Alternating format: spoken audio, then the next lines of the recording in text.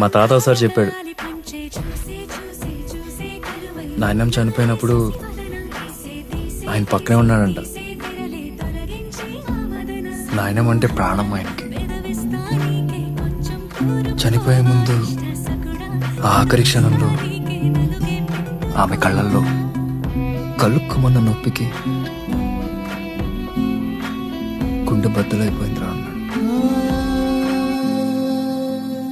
That's love, isn't it?